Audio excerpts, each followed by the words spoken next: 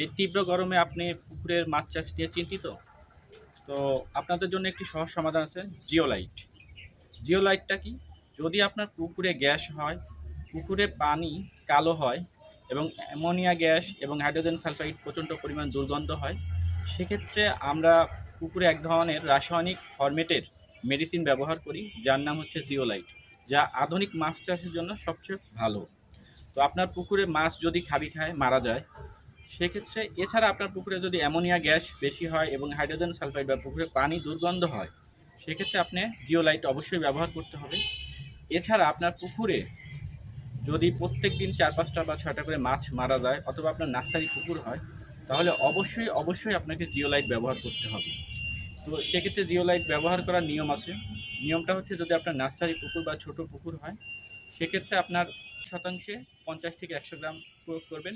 এছাড়া যদি বড় মাছ চাষ করেন, তাহলে সেক্ষেত্রে আপনার প্রত্যেক শতাংশে ১০০ থেকে ১৫০ গ্রাম জিওলাইট ব্যবহার করবেন। জিওলাইট ব্যবহার করলে আপনার পুকুরের যে পানির যে ভারসাম্যতা সেটা ঠিক থাকবে। অর্থাৎ তীব্র গরমে পানির যে কণাগুলো থাকে, হাইড্রোজেন এবং অক্সিজেন, এই পানিগুলোর আন্তঃআণবিক দূরত্ব বৃদ্ধি পায়। এর ফলে অক্সিজেনের স্বল্পতা দেখা দেয়, ফলে মাছ মারা যায় বা মাছ ভাসতে থাকে। তো এজন্য জিওলাইট ব্যবহার করলে আপনার এই আন্তঃআণবিক অণুর পানির আন্তঃআণবিক দূরত্ব কমে আসে, ফলে মাছ প্রয়োজনীয় অক্সিজেন পায় এবং আপনার মাছ মারা যাওয়া বন্ধ হয়, মাছ ভাসা বন্ধ হয়ে যায়।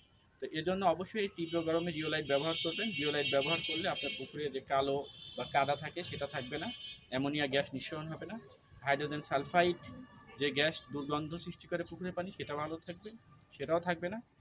আপনার পুকুরের মাছ খাবেও খাবে না, ভাসবেও না।